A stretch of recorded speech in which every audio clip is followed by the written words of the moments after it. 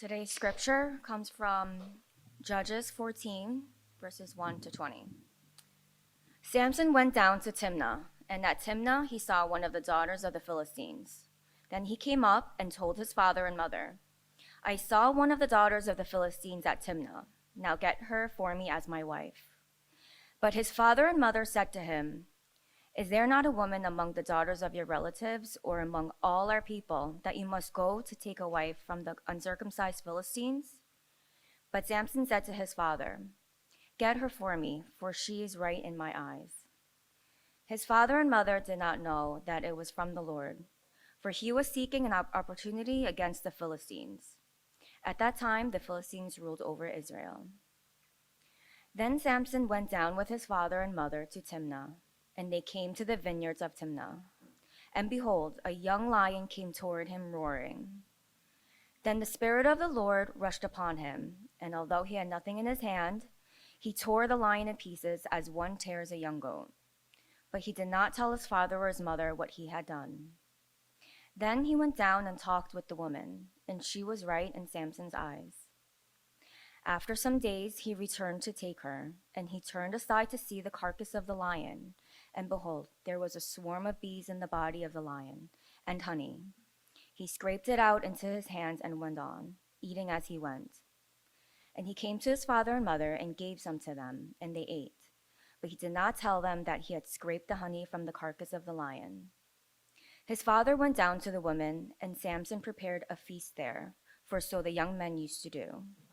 As soon as the people saw him, they brought 30 companions to be with him. And Samson said to them, Let me now put a riddle to you. If you can tell me what it is within the 7 days of the feast and find it out, then I will give you 30 linen garments and 30 changes of clothes. But if you cannot tell me what it is, then you shall give me 30 linen garments and 30 changes of clothes. And they said to him, Put your riddle, that we may hear it. And he said to them, Out of the eater came something to eat. Out of the strong came something sweet. And in 3 days they could not solve the riddle. On the 4th day they said to Samson's wife, Entice your husband to tell us what the riddle is, lest we burn you and your father's house with fire. Have you invited us here to impoverish us? And Samson's wife wept over him and said, You only hate me. You do not love me. You have put a riddle to my people, and you have not told me what it is. And he said to her, Behold, I have not told my father nor my mother, and shall I tell you? She wept before him the 7 days that their feast lasted, and on the 7th day he told her, because she pressed him hard. Then she told the riddle to her people, and the men of the city said to him on the 7th day before the sun went down, What is sweeter than honey? What is stronger than a lion? And he said to them, If you had not plowed with my heifer, you would not have found out my riddle. And the Spirit of the Lord rushed upon him, and he went down to Ashkelon and struck down 30 men of the town, and took their spoil and gave the garments to those who had told the riddle. In hot anger, he went back to his father's house. And Samson's wife was given to his companion, who had been his best man. This is the word of the Lord. Good morning, good morning. So we are continuing our sermon series, the book of Judges. Now, if you recall from the beginning of this series, you'll remember that there are 12 judges mentioned in the book, 6 major and 6 minor judges. And in our series, we've been covering the 6 major judges. And so if you remember, back in June, we started with Othniel, the first of the judges. And then we worked our way all the way through. We talked about Ehud, then Deborah, then Gideon, Jephthah, and now we get to Samson, the last judge of the book. Now, of all the judges that we've studied, Samson may be the most famous one of all. In fact, I would argue that Samson is one of the most recognized, one of the most popular characters in the Bible. Just before I got here, as I was walking up to the front, Ben stopped me and he said, You better not mess this up because Samson's my favorite character, right? Whether you're a Christian or not, chances are you've heard of Samson, right? Whether it's Samson and Delilah, or maybe you've heard this Herculean figure who killed a lion with his bare hands, or you've heard the story of him striking down 1,000 Philistine soldiers single-handedly with a jawbone. Whatever stories you've heard about him, it's undoubtedly sure that his stories are incredible and really out of this world. But here's the thing, and I want you to think about this, okay? How many of you guys actually know someone in your life named Samson? Have you thought about that? You know, I was actually curious because I personally don't know a single person in my life named Samson. Maybe you do, right? But I was actually curious how many people actually named their children Samson. And so I went on the Social Security website to look at the national stats of how many people are actually named Samson. And in 2021 alone, okay, of all the male births, only 0.02% are named Samson, meaning of the nearly 2 million baby boys that were born in 2021, less than 500 are named Samson. Now, what I found interesting about this chart is that there's been a surge in popularity of the name Samson in the last 10 years. So if you look at the chart, it's significantly less throughout the 70s, 80s, 90s, and early 2000s. And this is my guess. I don't know if whether this is true or not, but my guess is that one, people have heard of the name Samson and they associate Samson with this strong masculine figure. And then two, I wonder if there's been a surge of this popularity in the last 10 years, and that corresponds to the decline in biblical literacy. Because historically speaking, people avoided the name Samson. They would not name their children Samson. Why? Because Samson's life was ultimately a life of failure. You did not want your children to end up like Samson. Samson was rebellious against his parents. He was stubborn, right? Samson was given the greatest potential of all the judges, and yet he had the biggest downfall. Samson was given supernatural strength that no other human ever possessed, and yet he was consumed by his own desires.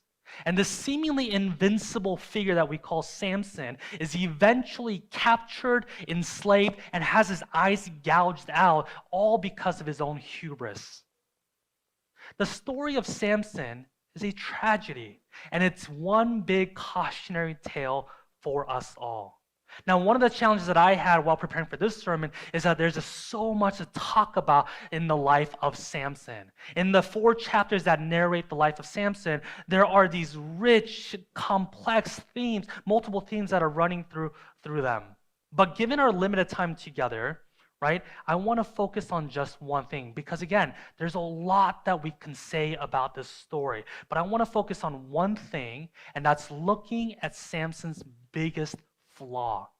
Now, we know that he was a man of flaw. He had a lot of shortcomings. But I want us to look at his biggest problem. Why? Because here's the thing. Samson's story initially seems unrelatable to us. We have a hard time identifying with his struggles because they're so extreme in nature. I don't know about you, but I've never torn a lion with my bare hands. I've never struck down 1,000 enemies, right? His stories seem really out of this world, but when we boil it down to its core issue and we identify that, then we begin to realize that we all have the same issue at hand. And so these are the 3 points that we'll be covering today. First, what was Samson's biggest problem? What was his biggest flaw? Number 2, we're going to look at why that's even a big deal. Why should we care? And then number 3, look at the solution to Samson's big problem. So let's take a look. What is Samson's biggest problem? Now, in order for us to understand the life of Samson, we have to have a little bit of context. So if you recall back to last week when we looked at chapter 13, we're told that this is how it starts. It said the people of Israel again did what was evil in the sight of the Lord. So the Lord gave them into the hand of the Philistines for 40 years. We've seen this cycle before. We've been here. This happens over and over again where people turn away from God, and so God gives them up to their enemies. Now, what's interesting about this narrative, though, that's unique to the story of Samson, is that God doesn't just choose a deliverer that's already out there, but instead, he raises up a judge from birth. All the other judges, he identified an individual and said, you are going to deliver Israel. But with Samson, he starts from birth. We're told in chapter 13 that an angel visits Samson's mother while she's still barren and says that she will have a child and that this child will begin to save Israel from the hands of the Philistines. And the angel gives the mother a very specific instruction, and that was to raise this child as a Nazirite, even from the womb. Now, a Nazirite vow is something that we find in Numbers chapter 6. And this vow was typically taken by individuals to voluntarily dedicate themselves to God for a period of time. So it's kind of like extreme fasting for some time. If you wanted to get close to God, you would take this Nazirite vow and you would set yourself apart from everyone else because you wanted to have that close communion. This vow was typically taken, again, by an individual voluntarily to dedicate themselves. The word Nazir, right, from where the word Nazirite vow comes, means to be separated or to be consecrated. And the whole idea, again, is that you'd be separated from everyone else for God. And there are three key features to this Nazirite vow. Number one, you are to abstain from consuming any wine or fermented drinks. In fact, you can't consume anything that is produced from a vineyard, meaning you can't even eat grapes or drink grape juice. Number two, you are not to cut your hair. No razor shall touch his head. And number three, you are not to go anywhere near a dead body. Basically, the angel says to the mother, God is giving you this child, and you are to set this child apart from everyone else because God's going to deliver Israel through this child. That's the context of chapter 13. And so at the end, it ends by saying, and the woman bore a son and called his name Samson. And the young man grew, and the Lord blessed him. And the Spirit of the Lord began to stir in him. Now, we don't know what Samson was like as a child because right after chapter 13, we get to chapter 14, and it picks up in the middle of Samson's adult life with a particular story, and that's the story that we just read. And this story in chapter 14 is not just a random story in Samson's life, but it's an event that triggers a chain of events that will take place leading to Samson's death. And so this story that we see in chapter 14 is the beginning of the end of Samson's life. And it starts with Samson's wedding. Now let's take a look at today's passage and go a little deeper to try to identify what Samson's big issue was. Okay? Verse 1. Samson went down to Timnah, and at Timnah he saw one of the daughters of the Philistines. Then he came up and told his father and mother, I saw one of the daughters of the Philistines at Timnah. Now get her for me as my wife. Verse 3, but his father and mother said to him, is there not a woman among the daughters of your relatives or among all our people that you must go to take a wife from the uncircumcised Philistines? Now keep in mind, Samson's parents undoubtedly had high expectations for Samson. All parents do, right? They all dream these big dreams for their children. But Samson's parents had even greater expectations. Why? Because God told them that he would use Samson to deliver the Israelites, right? So they had this miraculous birth after being visited by an angel. They kept the Nazirite vow for Samson his entire life. And imagine how long Samson's hair is at this point. They have never once cut Samson's hair his entire life. It was a visual reminder of the encounter and the promise of God to them. And yet here is Samson. Instead of fighting or instead of chasing away the Philistine army, he's chasing after a Philistine woman. Instead of fighting off the enemy, he's fraternizing with them. And so they say, please choose anyone else among our own people. Why does it have to be a Philistine? But as we will see, Samson always gets his way. His mantra in life is my way or the highway.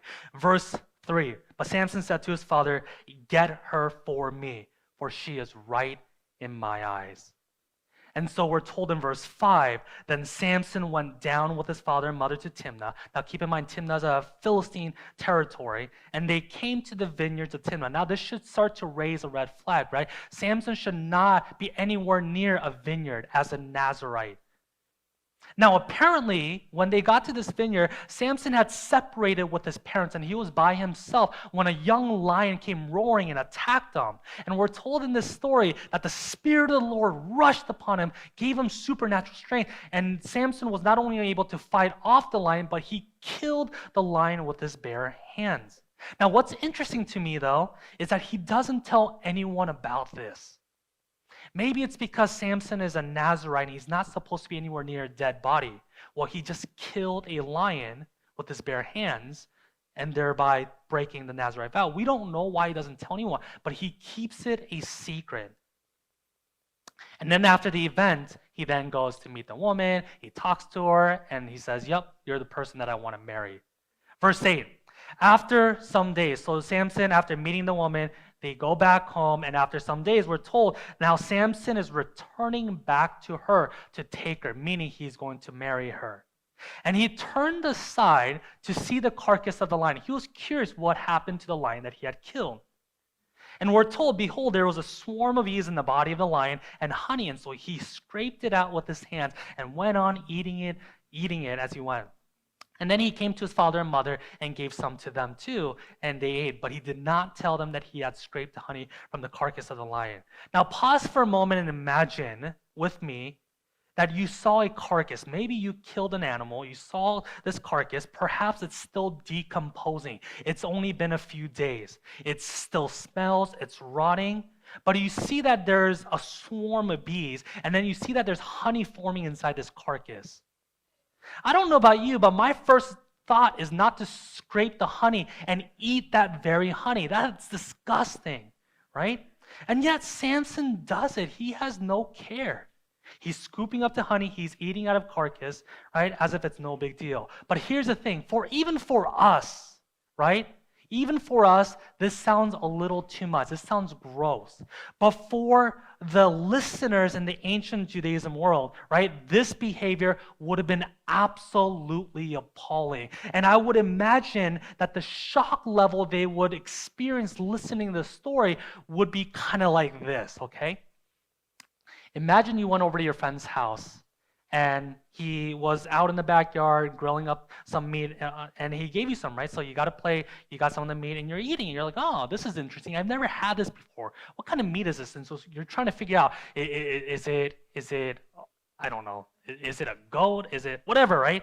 So you're trying to figure out what kind of meat it is, and so finally you can't figure it out, and you go to your friend, and you say, hey, I've never had this before. What is this you're cooking up? What is this you're grilling? And your friend says, it's human flesh. That's exactly the response, right? I don't know about you, but in that moment, if that actually happened, I'd want to vomit. I'd want to undo what just happened. I'd be scrubbing my mouth with soap, right? I would feel betrayed, and this friend would have defiled me unknowingly. And I would never talk to this person ever again.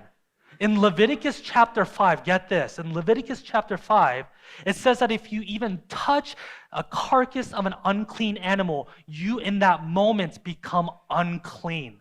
You are barred from entering into the temple to worship because you are now identified as unclean.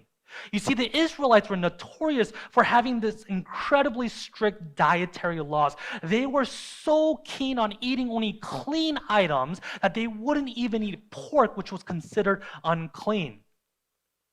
And yet here was Samson scooping honey off the carcass of a wild animal, and then he gives it to his parents without even telling them. The magnitude of Samson's offense is absolutely shocking. Not only is he blatantly breaking his own Nazirite vow, but he's spreading defilement to others. He's having his own parents fall into sin. And so the Israelites, as they heard this, would have gasped and said, he did what? Now we can go on and on and on and talk about Samson. He's impulsive, he's indulgent, he's indecent, right? The list just goes on. But here is Samson's biggest problem. We see it in verse 3. Samson said to his father, "Get her for me, for she is right in my eyes." Samson's biggest problem is that he did whatever was right in his own eyes. Samson did whatever his heart desired. He refused to submit to the instruction of his parents, let alone to God. His mantra was, "My will be done. I'm going to do whatever I want." You see, Samson knew right from wrong. He wasn't dumb, but he knew that he knew in all these things he was going against God's will. His parents must have told him that there was a special calling placed upon his life, but the problem is that Samson just didn't care. He suppressed the conscience that he had and continued to pursue the desires of his heart. That was his problem. Now, what's interesting is that Samson's life and his behavior is actually an indicative of the spiritual condition of Israel itself. Because you see, throughout the book of Judges, with nearly every single generation, we're told that the people of God, as a nation, as a whole, did what was evil in the eyes of the Lord. And when we get to the end of the book of the Judges, right, it says everyone did what was right in their own eyes. The Israelites didn't want to be ruled by anyone, not even by God. They refused to submit to the will of God. They did whatever they wanted, right? And they pursued the desires of their heart. And so what we find is that Samson's problem is really Israel's problem. Like Samson, Israel was also a miracle birth. If you think back to the history and the inception of the nation of Israel, it came through Isaac, through Sarah, right? Like Samson, Israel was to be set apart from the rest of the world for God. And yet, just like Samson, Israel chose to ignore God's will and instead pursued their own hearts. And just like Samson in this picture of pursuing and marrying a pagan woman, so is Israel abandoning their covenant with God and it is in a pursuit of marrying these false foreign gods. If you go back to the cycle of Judges that we looked at, right, this is what we see. So if we can just show that slide. We initially started, and just to refresh your memory a little bit, people rebel, we start with that. God is angry, then there's oppression, people cry out, then there's salvation through a judge, peace, and then judge dies, right? We've seen the cycle over and over and over again. But you know what's missing in the story of Samson from this cycle? What's missing is number 4, the people crying out. Nowhere in the account of Samson do you see people crying out for deliverance. This is the first time. We're told that they've been under occupation, oppression for 40 years, and yet people are not crying out anymore. They stopped. They don't care to go back to God any longer. For the first time, the people are satisfied with this oppression. They're comfortable in their enslavement, and they just take it as a fact of life. They've adopted the ways of the Philistines, and they're content where they are. And so here is the problem of Samson and Israel, that they're all living however they see fit, which leads to my point number 2. What's the big deal? Right? So what? Who cares? Let them be. If this is what they want to do, if they don't want to go back to God and they want to pursue the foreign gods, let them be. Why do you have to force something upon them that they don't want? Right? And that's a fair question, especially in our culture. Right? In our modern culture, there's a push for people to be true to themselves, to not worry about what others think, to not live under the pressure or the expectations of others, but instead to be who you want to be. That's the narrative. And that's what's being encouraged, to pursue whatever you want, whatever your heart desires. And the only condition to that is as long as you don't hurt others, right? We've all heard this. So what's the big deal? Why is this an issue? This is an issue because at the heart of this mindset, be true to yourself, pursue your pursue your desires, live however you see fit. Even though initially it seems admirable, it seems empowering, it seems supportive and affirming, at the heart of that message is self-centeredness. The core message is elevate thyself. Put yourself at the center. You do you. Don't let anyone tell you what to do. You do whatever you want. And so the seed from which the rest of our life grows is self-centeredness, selfishness. And the problem is that even though we say do whatever you want as long as you don't hurt others, the reality is that as long as you're living and pursuing a lifestyle that's self-serving and selfish, it's only a matter of time before you begin to hurt others around you. It's impossible for you not to hurt others when you're pursuing a lifestyle that says, me first, my life over yours. Think about it. It's very common sense, right? Imagine if all the parents one day said, you know what? I'm going to prioritize me going forward, me first. There will be a generation of children who are going to need therapy because they've been neglected by their parents. Imagine if all of your friends in your friend circle said, you know what? I'm going to prioritize me first over you. You're going to be hurt in that friendship. What if your spouse said that to you? What if your boss said that to you? What if people in your life said that to you? You see, when we live in a society where everyone is saying my life over yours, my will be done, inevitably there will be conflicts. In James chapter 4, this is what it says. What causes quarrels and what causes fights among you? Is it not this, that your passions are at war within you? You desire and you do not have, so you murder. You covet and cannot obtain, so you fight and quarrel. When everyone is pursuing their own passions, they're going to be at war with one another. And that's exactly what we see in today's story. So let's look at the rest of chapter 14, starting in verse 10. Now in verse 10, we pick up with Samson now preparing for his wedding. Now the Philistine tradition is that there is a 1-week festivity that leads to the day of the marriage, right? The wedding day. And this feast was typically a drinking feast that would put any college frat parties to shame, right? And so we see Samson is already assimilating and adopting to the Philistine customs. And he has no problem breaking his other Nazirite vow, which is to not drink any alcohol. Now, during this feast, Samson is surrounded by 30 Philistine men. Now, we don't know if these are friends or foes. We don't know if they placed the 30 Philistine because they felt threatened by Samson or because they wanted Samson to have friends or a company, right? But we're told that in this feast, Samson turns to the 30 men and he says, I have a riddle for you, but let's wager a bet. If you can solve this riddle, then I will give each of you a set of very fine clothing. But if you can't solve it by the end of this feast, then you guys all owe me a set, right? And so they say, great, bet, what's the riddle? And so Samson says, out of the eater came something to eat, and out of the strong came something sweet. Now, obviously, the riddle came from the previous event, the event of Samson killing the lion and honey growing out of it. But the Philistines cannot solve this riddle.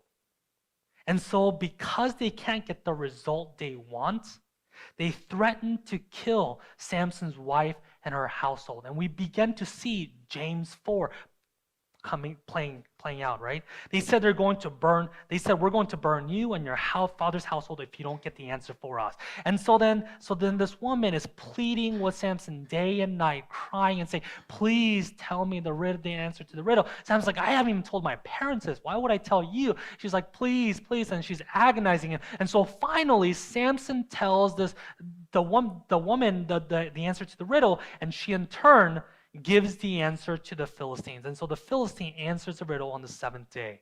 Now we're told that Samson is absolutely furious at this point. He said, if you had not plowed with my heifer, you would not have found out my riddle. Now there's a lot that I can say there. Number one, don't call your wife a heifer, right? That's probably not a good thing, right? But he's basically saying, you cheated. All right, some of you, I can see that you're tempted to call your wife that today. Do not do that, okay? He basically said, you cheated. And so what does Samson do?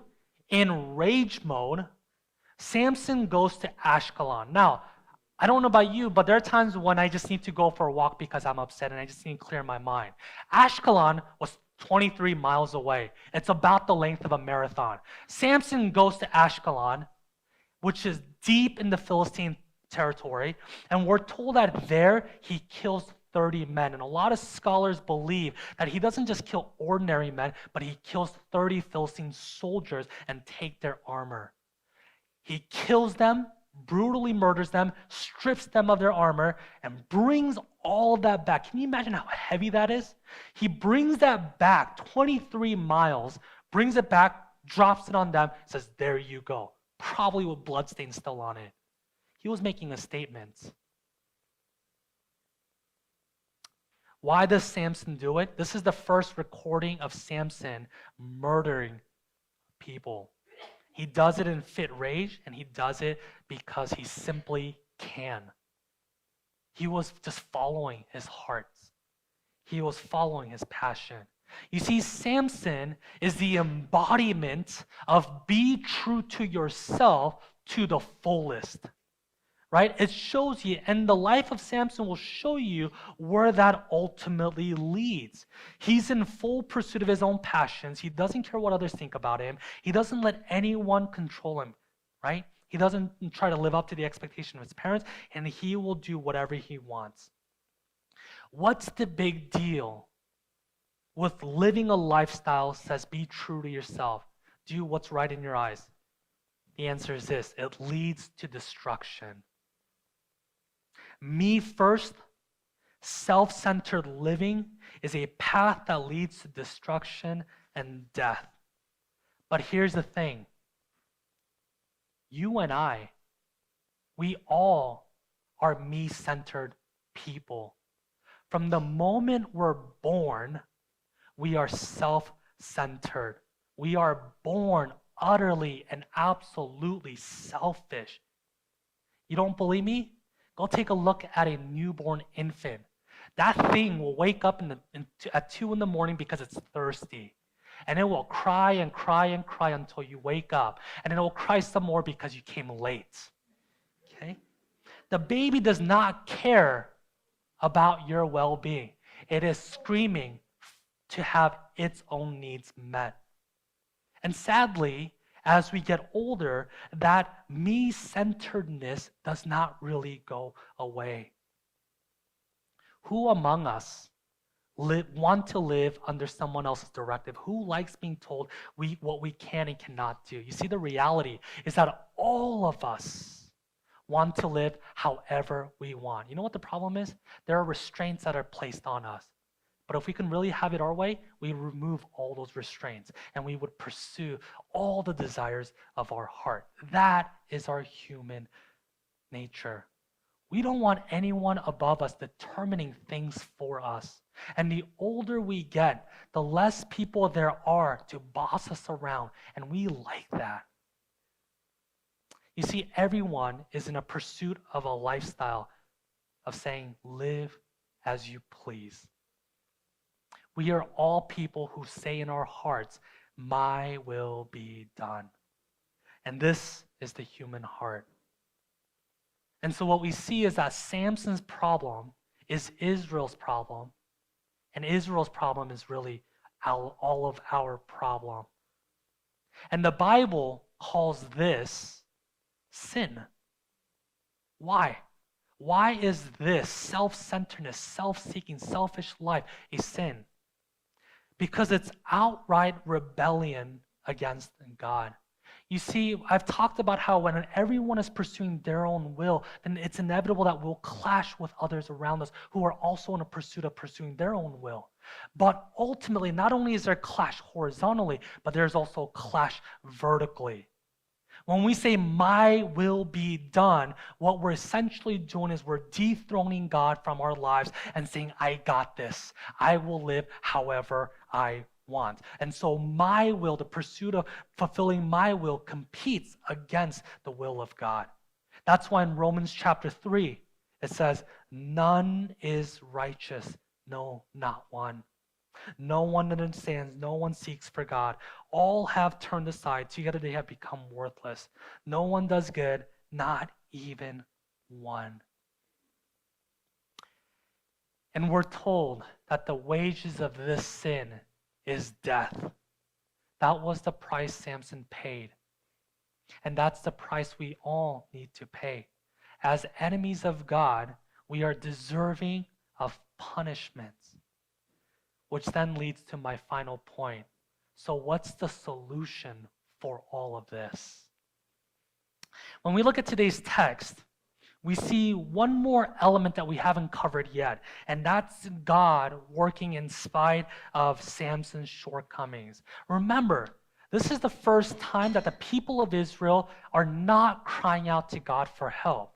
But what's interesting is that even though people are not seeking God, God is seeking them.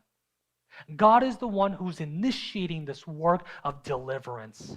God knows their wretched state. God knows that left on their own at this point, they are going to lead themselves into extinction. And so in chapter 13, God initiates by going to Samson's mother. God says, I'm going to give you a child, and I will use this child to deliver the Israelites, right? And then today in verse 4, when Samson was insisting on pursuing a foreign woman, and the parents were like, please, can't you just have someone within our own household? Well, there's a little comment that's interesting, and we'll cover this more in our next sermon in the series. But it says that this was actually from the Lord.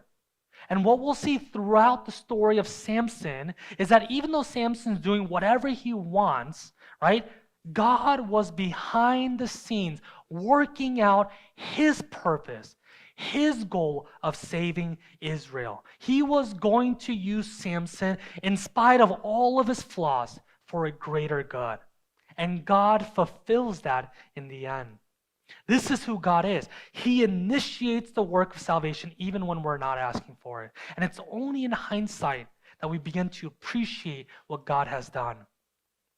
But that still leaves us with a problem. What about us? What about the world? What about our human problem? 1,000 years after Samson was born, we're told that another angel visits another woman, Mary. And this angel announces another miracle birth of another child, and that's Jesus, the Savior. And we're told that this child grows up as a Nazarene. And like Samson, we don't know much about Jesus' childhood. But there's no way to miss the parallels between Samson and Jesus. There's so many more that I can identify in terms of the parallels that we see between Samson and Jesus. But here's one thing that I want us to walk away with. Where Samson failed as a deliverer, Jesus succeeds. You see, Samson could not overcome the desires of his flesh. He was enslaved by his own sinful desires, and he lived however he wanted. Jesus, on the other hand, put to death the desires of the flesh. He overcame temptation during the 40 days in wilderness, and we're told that Jesus never once gave into sin throughout his life. And even though Jesus had the power, even greater power than Samson, to do whatever he wanted, Jesus never wields that power for selfish purposes. Instead, Jesus lived a perfectly others-centered life. We see in the gospel that he went from village to village, casting out demons, healing the sick, comforting the poor, feeding the masses, proclaiming the good news. And we're told that Jesus did all of this with compassion in his heart for the people he was serving. Jesus said, I came not to be served, but to serve. All the days of Jesus' life, he lived in perfect obedience to God. In the backdrop of human history, of people saying, my will be done, my life over yours, Jesus is the first person to perfectly say, not my will, but yours be done. I will lay down my life for you. And that's exactly what he did. In the Garden of Gethsemane, as Jesus looked at the cup of God's wrath that was meant for all of us, and he was pleading with God and saying, please take this cup away from me. Utterly terrified of what's to come, Jesus still says in that moment, not my will, but yours be done. To the very end, Jesus remained obedient and he remained others-centered. You see, the problem with all of us is that we need to live a perfect, sinless life in order to be with God in heaven. But because of our sins, not only are we barred from entering into God's presence, every one of us is deserving of eternal damnation. That's our problem. And yet, God, in His rich grace and mercy, even when we were not crying out to God, sent His Son on a two-part mission to save the world. One, Jesus lived on our behalf the perfect, sinless life we all needed to live. And then two, Jesus died by taking our punishment on the cross. You see, when we look at Samson's story, he lost the bet, he killed people, he stripped their clothes, and he repaid the debt. But Jesus does not kill his enemies in order to pay a debt. But the debt that you and I owe, Jesus lived that out perfectly himself. And he took his robe of perfection, his robe of righteousness, and he placed that on us. He repaid the debt that we all owe. And he covered us so that when we stand before God, God does not see us as a Samson, but he sees us as Jesus. He does not see you in your sins, but he sees you in the righteousness of Christ. That is the gospel. You see, in this whole story, there's nothing you need to do to receive that blessing. God does it even when we're not asking for it. When we behold this incredible truth that we call the gospel, it can't leave us unchanged. When we realize that God laid down his life for us, then we begin to lay down our crowns at the feet of the cross, at the foot of the cross. Well, no longer do we say, my will be done, but we say, your will be done. I want to follow after you. Christians, what does this mean for us? This means that there begins to be a shift in our hearts from saying, my will to your will be done. This does not happen overnight. This is a lifelong progress, and a tension, a battle that we fight on a daily basis of killing the flesh in us and saying, may you be exalted. May your will be done. On a more tangible level, what does it mean for God's will to be done? Well, it's kind of simple. When Jesus was asked, what is the greatest commandment? What is the single most important commandment? Jesus always gave a two-part answer. Love the Lord your God with all your heart, mind, soul, and strength, and love your neighbors as yourself. Basically, Jesus was saying, live an other-centered life. No longer be self-serving, self-centered, but live your life serving outwardly. Here's one tangible way of doing it coming up in the coming weeks. We have Thanksgiving coming up. There are going to be people in your life that don't have a place to go on Thanksgiving night. Will you open up your home, your intimate space with your family to invite these people into your home? What would it look like if our church, moved by the compassionate, sacrificial love of Jesus, then began to go out and live the same sacrificial, loving life among us? This is the light of Christ that this world so desperately needs, and the Christians need to do it. And so I encourage you guys, live seeking to serve others around you. And if you're not yet a believer, may I invite you to come and see how good God is. You see, for most of my life, I always knew the existence of God, but I had a hard time believing in God's goodness. And then in college, I experienced firsthand, and I tasted and experienced His love, His goodness. You do not need to do things and have your life in order and clean up the messes in your life in order to be accepted by God. But know that God accepts you exactly as you are and says, come, I will be the one to clean up your act. I will work out all the issues in your life. Just come and walk with me. And so this is an invitation to you all to see and taste how good our Lord is. Amen.